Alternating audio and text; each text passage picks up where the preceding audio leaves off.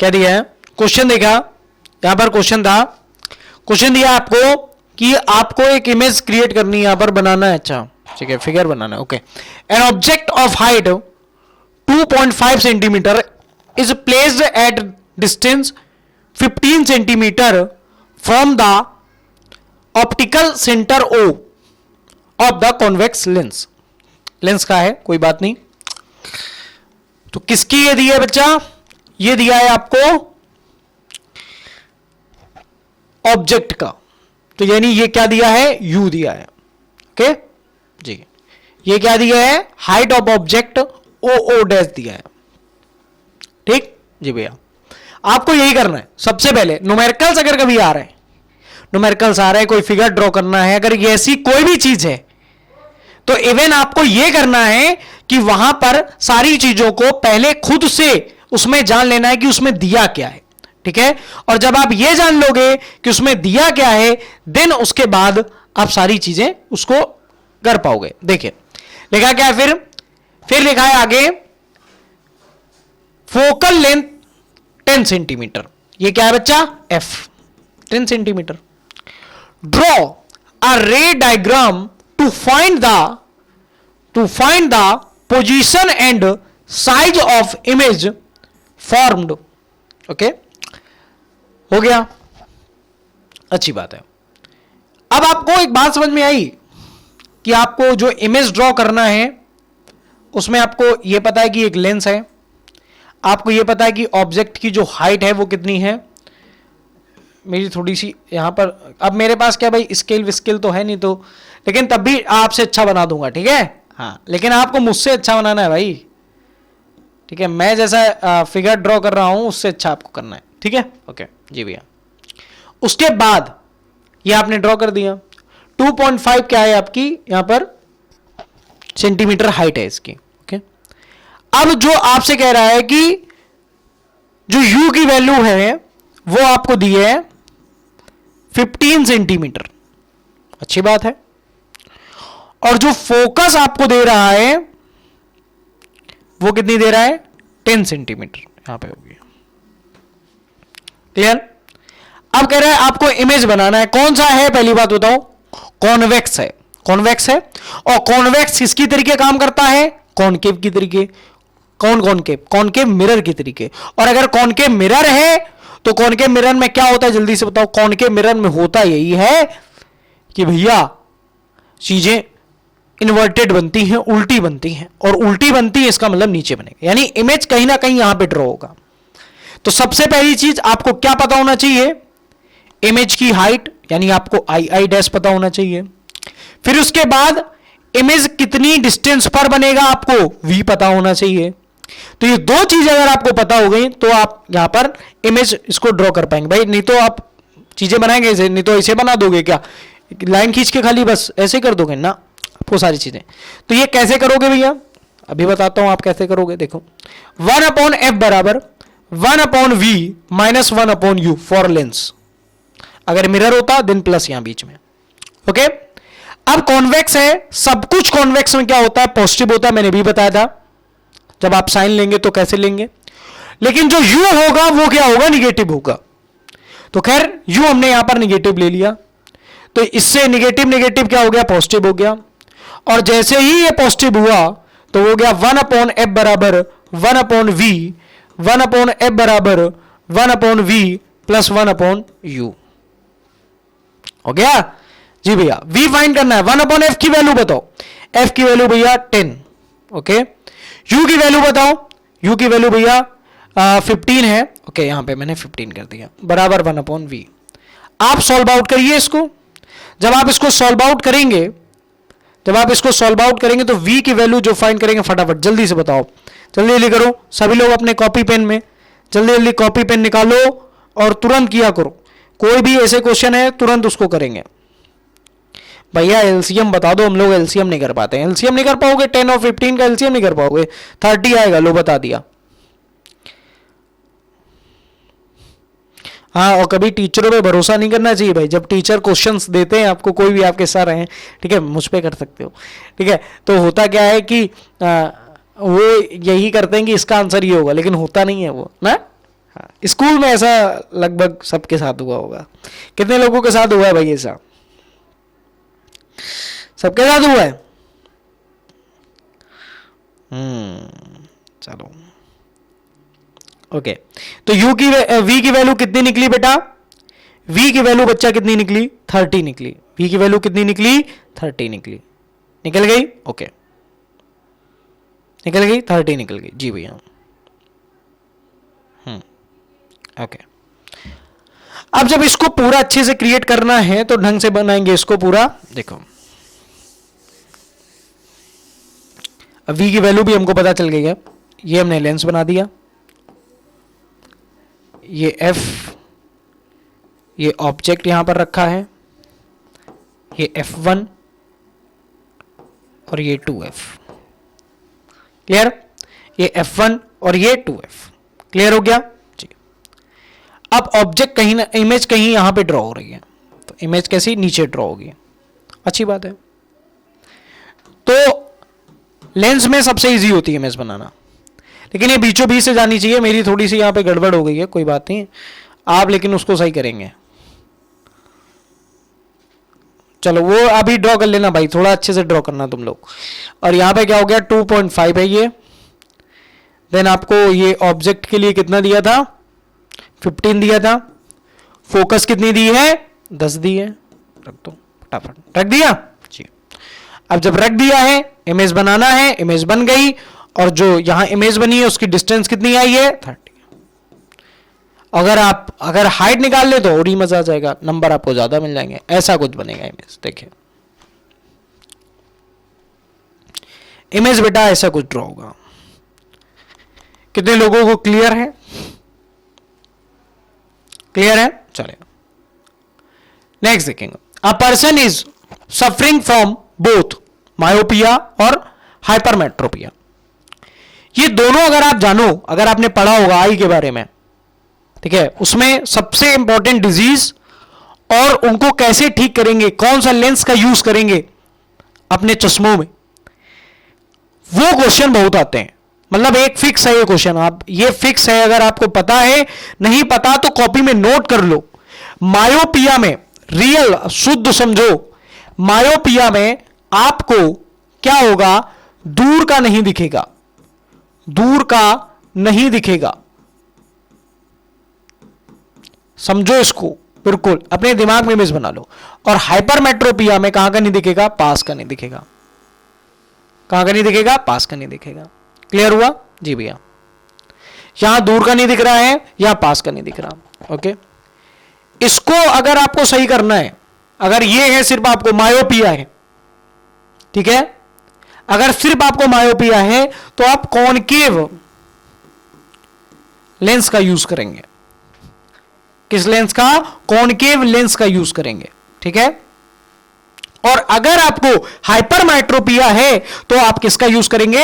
आप कॉन्वेक्स का यूज करेंगे। किसका? कॉन्वेक्स लेंस का यूज करेंगे। पॉइंट क्लियर है? फिर से देखिए, मायोपिया है कॉनकेव, ठीक है, और हाइपरमेट्रोपिया है तो कॉन्वेक्स लेंस। क्लियर हो गया? पक्का? पक्का जी भैया, क्लियर है। ओके,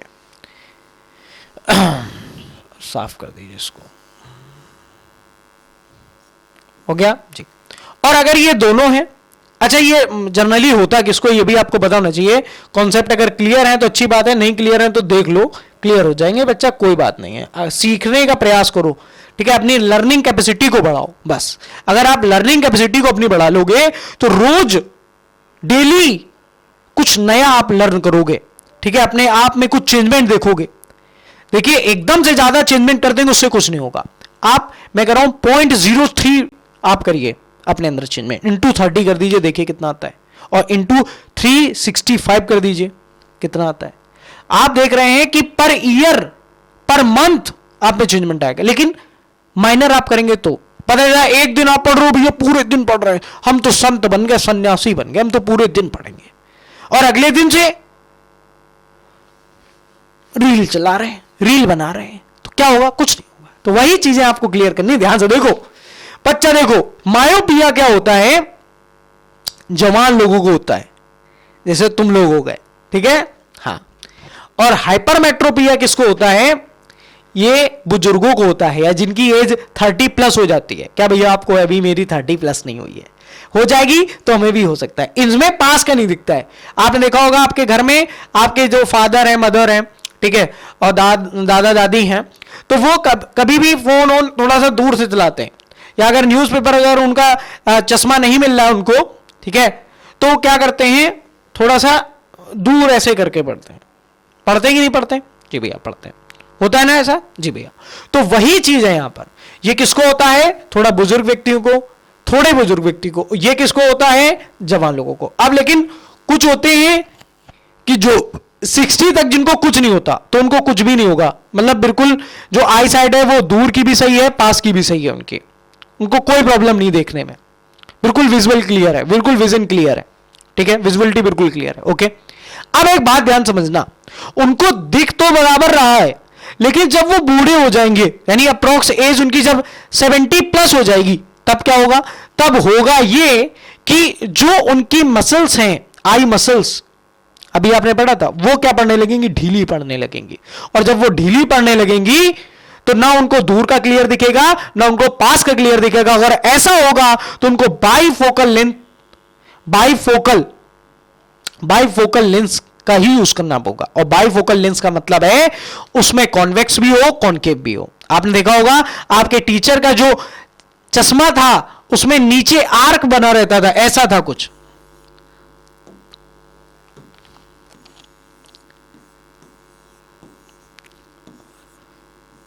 ऐसा था, नीचे आर्क बना रहता था। तो ये आर्क वाला कौन सा पार्ट है? ये कॉन्वेक्स है। और ये ऊपर वाला कौन सा पार्ट है? ये कॉन्केव है। बताइए, क्लियर है भाई? पक्का क्लियर है? ओके। वही यहां पे पूछा है कि ऐसा व्यक्ति, कोई ऐसा इंसान है, कोई ऐसा पर्सन है जिसको मायोपिया भी है, हाइपरमेट्रोपिया भी है, तो क्या होगा? लिखा है what kind of lens can correct this defect. तो कौन कौन से? बाइफोकल। कौन सा लेंस इसमें बेटा यूज होगा? बाइफोकल। कौन सा होगा? बाइफोकल। कौन सा होगा? बाइफोकल। ठीक। दूसरा, how are these lens prepared? तो कौन से lens? Concave as well as convex. Concave as well as convex. ठीक है, चीजें क्लियर हो गई।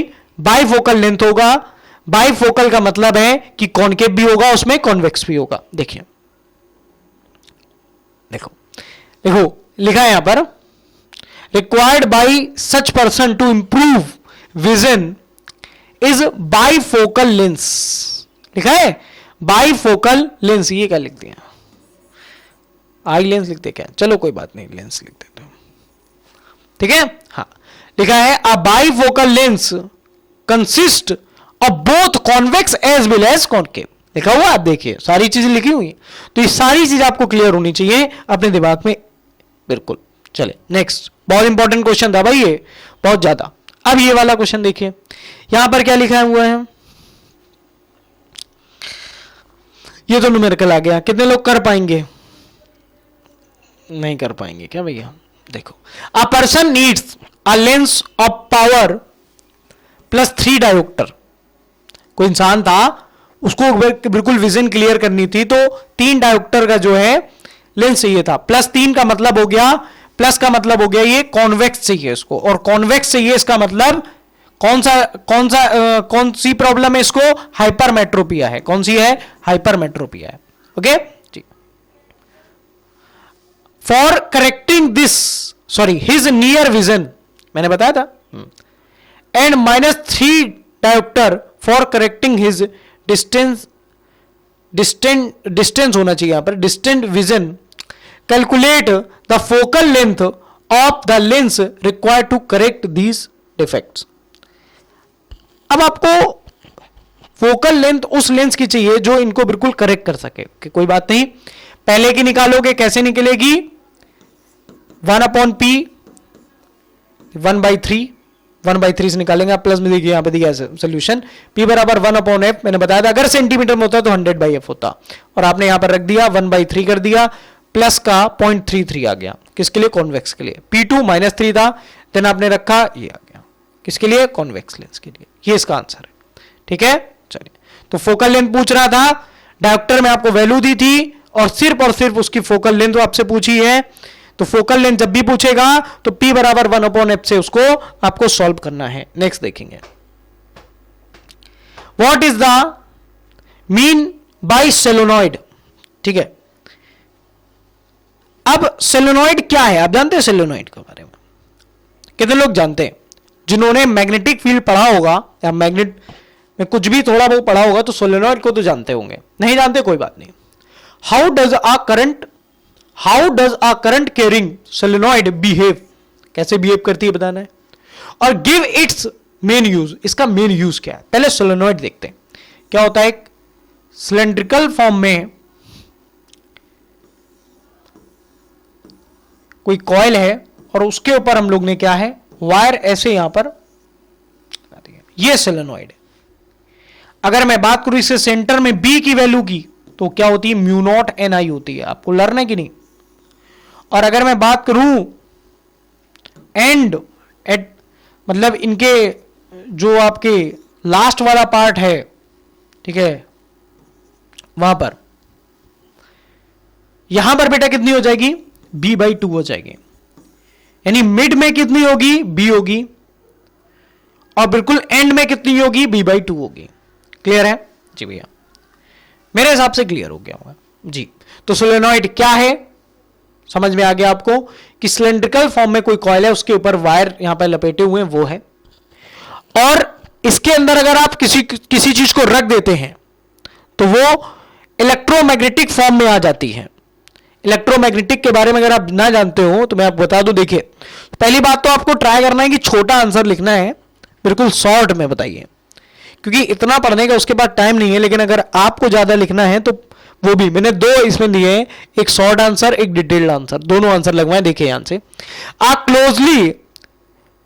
Closely wound cylindrical coil of insulate metallic wire, okay, a current carrying solenoid behaves as an electromagnet। पूछा था, दो क्वेश्चन कंप्लीट हो गए। The uniform magnetic field inside it may magnetise a steel rod permanently. ठीक है, permanent जो है steel rod, इसमें आप अगर रखोगे तो वो इलेक्ट्रोमैग्नेटिक की तरीके वर्क करने लगेगी। देखो एक बार इसे डिटेल थोड़ा समझो। सोलेनॉइड क्या है, मैंने फिर से बताया कि कोई मान लो आप रॉड ले लो, जैसे आप कोई पाइप जानते हो, पाइप नॉर्मल पाइप होता है, उसमें मैंने वायर को क्या कर दिया, राउंड राउंड राउंड राउंड कर दिया, तो वो क्या बन गई, वो सोलेनॉइड बन गई। और इसी को अगर मैंने मोड़ के ऐसे कनेक्ट करा दिया तो वो क्या बन गई, वो टोरॉइड बन गई। टोरॉइड और सोलेनॉइड में दोनों में बहुत डिफरेंस है, दोनों पॉइंट समझिए।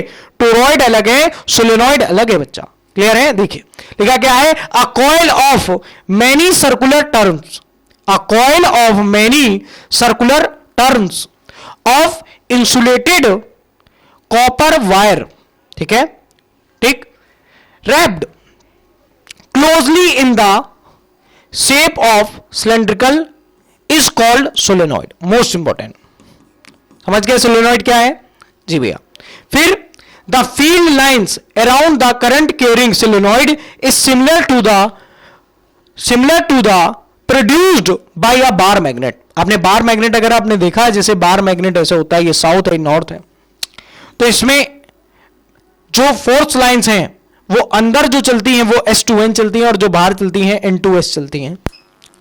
तो जैसे इसमें चल रही हैं वैसे ही एक सोलेनॉइड में भी चलेंगी।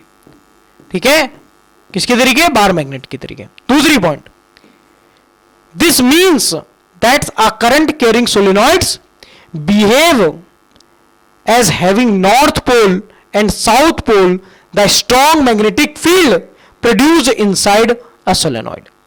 ठीक है, और किसी भी अगर चीज को आप इसके अंदर रख देंगे तो वो बेटा मैग्नेट की तरीके वर्क करने लगेगी। और आपने ये चीज जानते हो आप कि अगर किसी मैग्नेट में आपने किसी लोहे को, किसी आयरन के पार्ट को, किसी पीस को आपने अगर उसमें टच करा दिया तो वो भी खुद एक मैग्नेट बन जाता है।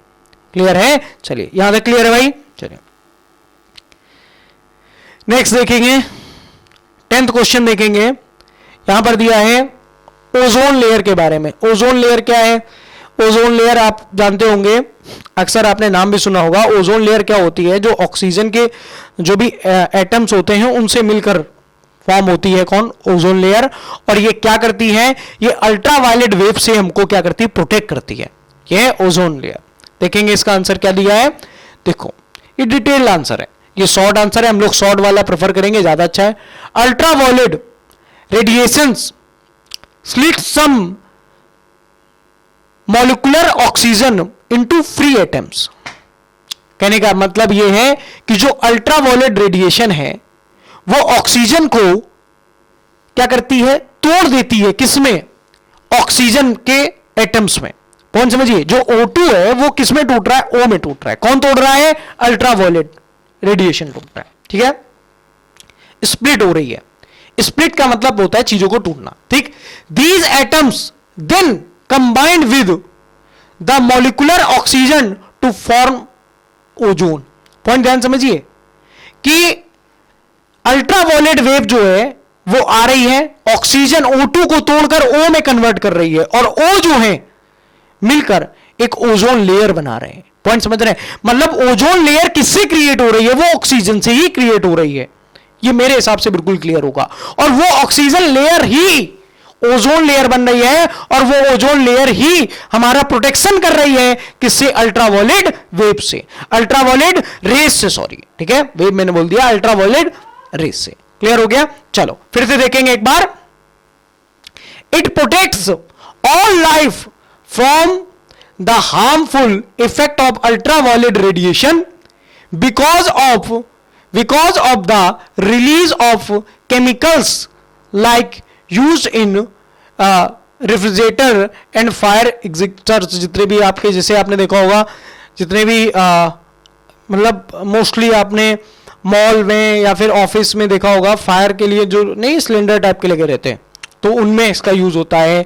और जो आपने देखा होगा आपकी फ्रिज, रेफ्रिजरेटर जो लिखा हुआ है, फ्रिज में एक गैस भरी रहती है, नहीं आदमी कहता है, आपने सुना होगा एक गैस निकल गई, तो वो यही होती है। ठीक है, जो ओजोन लेयर में आपको मिलेगी वो यहाँ पे। अब रियल तो नहीं होती कि आप वहां से लेके तो आओगे नहीं, लेकिन यहाँ पे बना सकते हैं, क्योंकि केमिस्ट्री आप जानते हो, केमिस्ट्री का भी भाई बहुत अच्छा योगदान है हमारी लाइफ में, लेकिन हम लोग समझ नहीं पाते हैं। लेकिन फिजिक्स आपको रियल में समझ में आती होगी। ठीक है, चलो तो छोटा सा आंसर इसमें देना है। नेक्स्ट हम लोग देखेंगे क्वेश्चन नंबर 11। क्वेश्चन नंबर देखेंगे बच्चा क्या? 11 देखें। तो क्या है, कितने क्वेश्चन बचे हैं इसमें?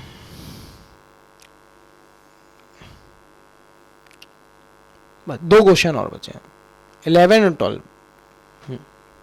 देखिए देखा क्या है, in the given diagram path of light ray from air to different medium A and B. अब एक बात समझिए, कोई लाइट रे है, वो एक मीडियम से दूसरे मीडियम में जब जाती है, मान लीजिए ए मीडियम है, बी मीडियम है, तो क्या होता है? आप देखिए कभी, जैसे ग्लास है, इस ग्लास में, ये ग्लास तो है नहीं भैया, टब कह लो, ठीक है। अब यहां पे आपने कोई स्टिक इसमें डाल दी, कोई डंडी डाल दी, डंडा डाल दिया, कुछ भी, तो क्या आपको ऐसे दिखेगा ना? आपको थोड़ा सा ये टेढ़ा दिखेगा, थोड़ा बेंड होता हुआ दिखेगा, बेंड हो जाएगा। और ये बेंड जो आपको दिखेगा, तो ये क्या है? यही तो रिफ्रैक्शन है, यही तो रिफ्रैक्शन है बेटा। पॉइंट ध्यान समझिए, यही जो रिफ्रैक्शन है, क्या यही जो रिफ्रैक्शन है? ये आर डालें भाई, देखो होता क्या, मैं जल्दी में स्पेलिंग गलत लिखता हूं, ये फैक्ट है, ये थोड़ा सा तुम लोगों को मैनेज करना पड़ेगा। ये जो रिफ्रैक्शन हो रहा है बच्चा, ये जो क्या हो रहा है, जो रिफ्रैक्शन हो रहा है, ये क्या है? इसी पॉइंट को समझ रहा है। एक बात ध्यान समझिए, आप क्या देखेंगे कि रे आ रही थी या इंसिडेंट हुई, तो उसको जाना ऐसे चाहिए था ना सीधा, लेकिन वो हुआ क्या कि वो नॉर्मल के या तो पास आ रही है या उससे दूर जा रही है। ठीक है, तो अगर उसके पास या दूर जा रही है, तो ये सारी चीजें, यानी पास आना, दूर जाना, यानी जो लाइट की रे है बच्चा, वो नॉर्मल के जो पास आ रही है और दूर जा रही है, यही रिफ्रैक्शन है। क्लियर है? तो 2 मीडियम, जैसे एयर है, वाटर हो सकता है, वाटर ग्लास हो सकता है, ग्लास ग्लिसरीन हो सकता है, ठीक है, ग्लिसरीन वाटर हो सकता है, तो सारी चीजें हो सकती हैं। ध्यान से देखेंगे एक बार, देखिए क्वेश्चन, तो खैर यहां पर डायग्राम दिया हुआ है, तो यहां पे ये 3 क्वेश्चन इन्होंने पूछे हैं। लिखा है if the angle incident is increase in both medium then the angle of refraction क्या होगा। ओके, स्नेल नियम आप जानते हैं, sine I upon sine R equal to N, या फिर आप अगर और देखें sine I is directly proportional to sine R आप बोल सकते हो। और इससे पहले आपने पढ़ा होगा, ये आपने रिफ्लेक्शन में पढ़ा होगा, पढ़ा था जी भैया, 3 चीजें पढ़ी, पढ़ा है ना। इसका मतलब क्या है, ये डायरेक्टली प्रोपोर्शनल है। अगर इंसिडेंट एंगल बढ़ेगा तो रिफ्रैक्टिव एंगल भी बढ़ जाएगा, और इंसिडेंट एंगल घटेगा तो रिफ्रैक्टिव एंगल भी घट जाएगा। तो यहां पे आंसर दिया है if the angle of incident is increase in both media then the angle of refraction will क्या होगा, इंक्रीज होगा।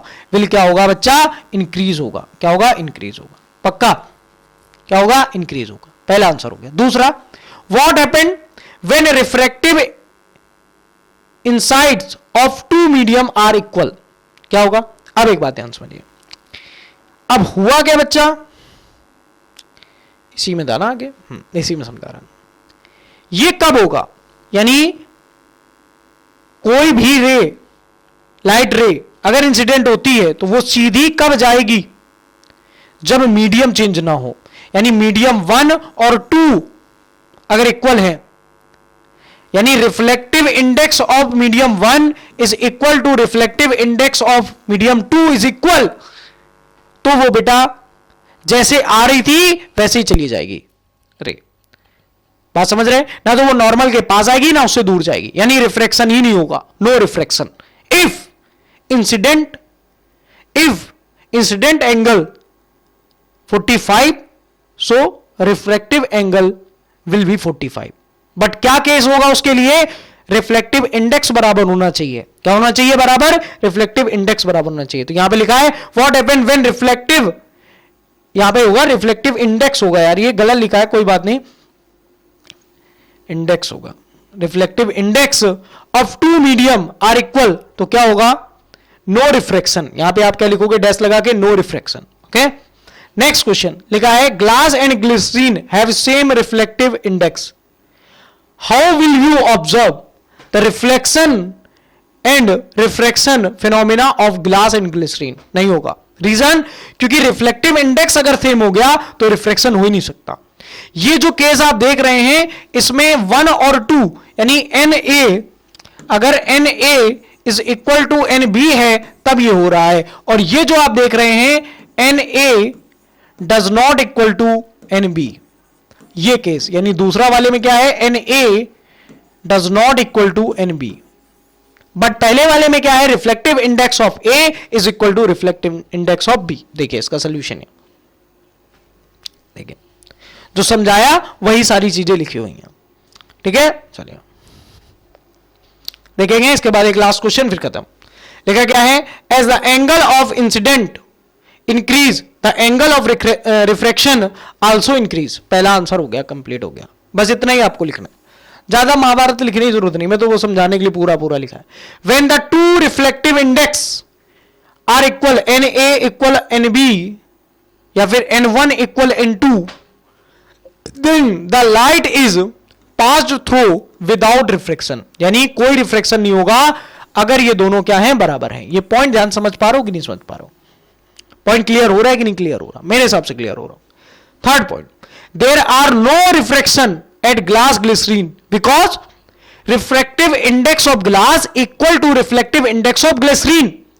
जब दोनों इक्वल हो गए, जब दोनों ही चीजें इक्वल हैं, तो क्या बताओ, आप ही बताओ, क्या ऐसा हो सकता है कि रिफ्रैक्शन हो जाए? नहीं। अगर आपको रिफ्रैक्शन कराना है तो बेटा दोनों में से किसी एक का रिफ्लेक्टिव इंडेक्स ज्यादा या कम होगा तो ही हो पाएगा। क्लियर है? तो ये डाउट भी मेरे हिसाब से क्लियर हो गया होगा।